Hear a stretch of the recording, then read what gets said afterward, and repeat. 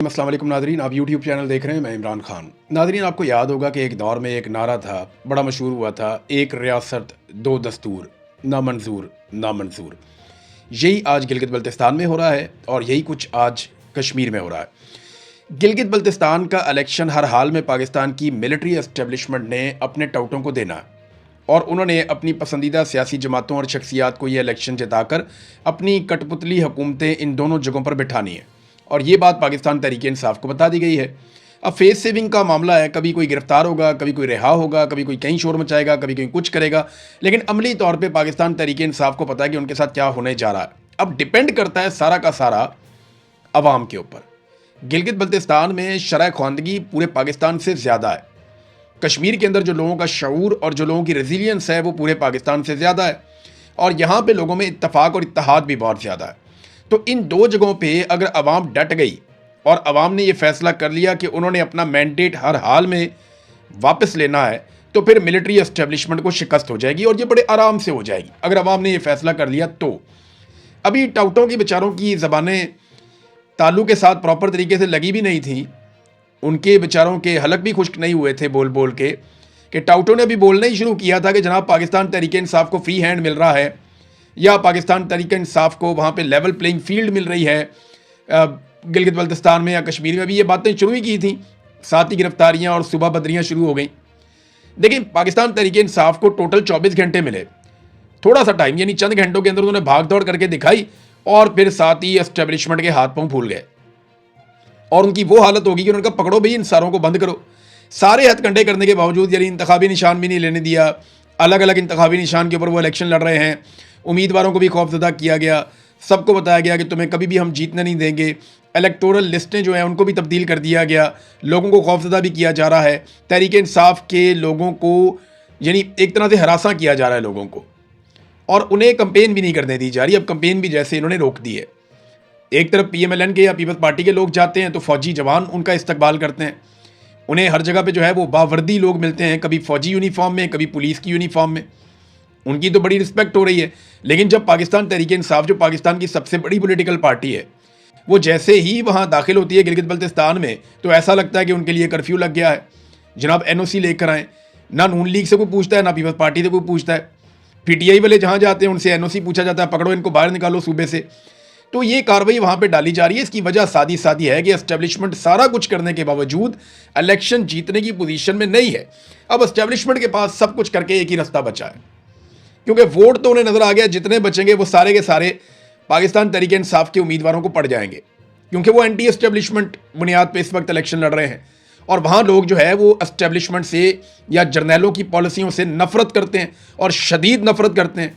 तो इस वजह से लोग वोट वहाँ पे नहीं डालने जा रहे। तो अब इन्हें इस बात का खतरा है कि सिर्फ एक ही रास्ता बाकी बचा है, एस्टेब्लिशमेंट के पास एक ही रास्ता बाकी बचा है, या तो इलेक्शन ही ना होने दें और अगर इलेक्शन हो तो बदतरीन धांधली के बावजूद इन्हें फॉर्म 47 जारी करना पड़ेगा जाली, जैसे इन्होंने पाकिस्तान में किया था।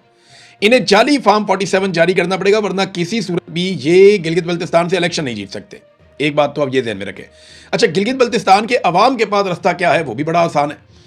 अवाम सिर्फ अपने नताइज लेने का बंदोबस्त कर ले, यानी इलेक्शन तो वो पाकिस्तान की मिलिट्री एस्टेब्लिशमेंट से जीत चुके हैं, इलेक्शन तो अवाम जीत चुकी है पाकिस्तान की एस्टेब्लिशमेंट से और जर्नैलों से, लेकिन उन्होंने किसी तरह से रिजल्ट वसूल करना है और उसकी तैयारी उन्हें शुरू करनी पड़ेगी। अब चाहे उसके लिए उन्हें धरने देने पड़े, चाहे उसके लिए उन्हें रास्ते बंद करने पड़े या कुछ भी करना पड़े, मैं उन्हें उकसा नहीं रहा, मैं उन्हें सिर्फ ये बता रहा हूं कि अगर कोई गैर आईनी और गैर कानूनी हरकत की जाए तो आपने उसके रास्ते में दीवार कैसे बनानी है। यानी गैर आईनी और गैर कानूनी इकदाम के रास्ते में कोई तो दीवार होनी चाहिए ना। अब मुल्क में अदालतें तो काम कर नहीं रही, निज़ाम यरगबाल बना हुआ है और मिलिट्री एस्टेब्लिशमेंट सबसे ज़्यादा ताकतवर है, लिहाजा उनका रास्ता रोकना है तो फिर अवाम को ही बीच में आना पड़ेगा और बज़ाहिर अवाम को ही वो सब करना पड़ेगा जो अब तक अवाम ने नहीं किया। और गिलगित बल्तिस्तान और कश्मीर के अवाम से आप ये तवक्को भी कर सकते हैं, क्योंकि उन्होंने माजी में भी अपने मुतालबात मनवाए और बड़े तगड़े तरीके से मनवाए। नाज़रीन, अभी पाकिस्तान में पेट्रोल सस्ता किया गया, अब 20 रुपये कीमत कम की गई, 22 रुपये। जब इन्होंने कीमत बढ़ाई थी ना तो 137 रुपये बढ़ाई थी, और जब कम करते हैं तो कभी भी 137 रुपये कम नहीं करते, 22 रुपये कम कर देते हैं। यहाँ कम से कम 150 रुपये पेट्रोल की कीमत इनको कम करनी चाहिए थी पहले झटके में, और उसके बाद मजीद कीमत कम करनी चाहिए थी। यहाँ मेरे पास एक बड़ा इंटरेस्टिंग डाटा है, नासिर अब्बास साहब ने इस डाटा को जारी किया है और बड़ा इंटरेस्टिंग डाटा है। ये डाटा मैं आपको पढ़ के सुनाऊंगा, मैंने इसको चेक किया और डाटा ठीक है।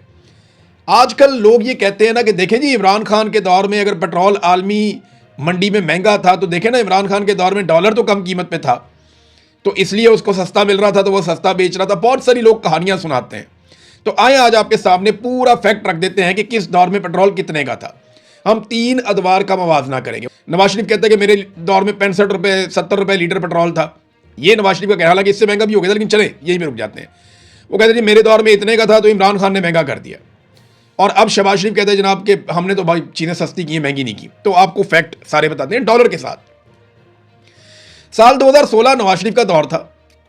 पेट्रोल जो है वो $40 फी बैरल पे बिक रहा था आलमी मंडी में। $40 फी बैरल पे आलमी मंडी में पेट्रोल बिक रहा था नवाज शरीफ के दौर में 2016 में, और डॉलर का रेट उस वक्त था 98 रुपीज। यानी हुकूमत को जो पेट्रोल मिलता था वो 27 रुपए लीटर मिलता था। डॉलर का जो उस वक्त रेट था उसके हिसाब से हुकूमत जो पेट्रोल लेती थी आलमी मंडी से 27 रुपए लीटर हुकूमत को पेट्रोल मिलता था, और हुकूमत अवाम को 65 रुपए फी लीटर में बेच रही थी। यानी नवाज शरीफ लगभग 2.5 गुना टैक्स ले रहा था पाकिस्तान की अवाम से। यानी 27 रुपए लीटर में पेट्रोल लेकर 65 रुपए लीटर में नवाज शरीफ ने बेचा। अब आ जाए इमरान खान का दौर 2022 में।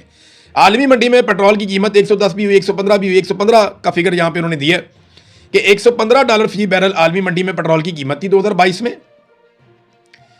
और डॉलर का रेट था 180 रुपए। यानी डॉलर का रेट नवाज शरीफ के दौर से ज्यादा था। तो हुकूमत 150 रुपए में फी लीटर पेट्रोल खरीद रही थी, और जब इमरान खान की हुकूमत गिराई गई उस वक्त हुकूमत जो है वो 150 रुपए में ही पेट्रोल बेच रही थी। यानी इमरान खान पाकिस्तान के अवाम से कोई टैक्स नहीं ले रहा था। नवाज शरीफ 2.5 गुना पे पेट्रोल बेच रहा था, इमरान खान 0% पे बेच रहा था। इमरान खान इसके ऊपर कोई इजाफी टैक्सेस नहीं ले रहा था। होगा तो कोई छोटा मोटा होगा, लेकिन कोई इतना वाज़े टैक्स नहीं था। अब आ जाए शहबाज शरीफ का 2026। पेट्रोल $95 फी बैरल, हालांकि अब तो $88 से भी नीचे चला गया है, लेकिन चले $95 वाला फिगर ही ले लेते हैं हम। डॉलर का रेट जो है वो 280 रुपए है इस वक्त, और हुकूमत जो पेट्रोल खरीद रही है आलमी मंडी में वो लगभग 150-60 रुपए का है इस वक्त। यानी अगर आप $88 पे जाते हैं तो 150-60 रुपए का, 150 से 60 के बीच में इस वक्त आलमी मंडी से हुकूमत पेट्रोल ले रही है इस डाटा के मुताबिक। और जो बेच रही है वो अभी लगभग 350 रुपए से ऊपर का बेच रही है। तो यहां पे शहबाज शरीफ भी इस वक्त जो टैक्स ले रहे हैं वो 2.5 गुना है। यानी जितने का पेट्रोल उनको मिल रहा है उससे 2.5 गुना पे शहबाज शरीफ भी बेच रहे हैं। नहीं, जब नवाज शरीफ का दौर था तो पेट्रोल 2.5 गुना महंगा असल कीमत से, फिर शहबाज शरीफ का दौर है तो पेट्रोल 2.5 गुना महंगा असल कीमत से, और जो इमरान खान का दौर था डॉलर रेट के हिसाब से बता रहा हूं मैं आपको, और इमरान खान के दौर में पेट्रोल इंतहाई कम टैक्स के ऊपर वो बिक रहा था, ना होने के बराबर। तो ये फर्क है। अब इसके बाद अगर कोई बंदा कोई बात करे तो आप उसको ये डाटा दिखा सकते हैं, ये क्लिप बता सकते हैं, या जो नासिर अब्बास साहब ने एक तहरीर लिखी है बड़ी ज़बरदस्त, इसको बल्कि अहमद जवाद साहब ने भी तहरीर किया है, तो आप ये तहरीर भी उन्हें पढ़ा सकते हैं। और ये फैक्ट्स हैं, इनको झुटलाया नहीं जा सकता। आप इनको जाकर इंटरनेट पे चेक कर सकते हैं।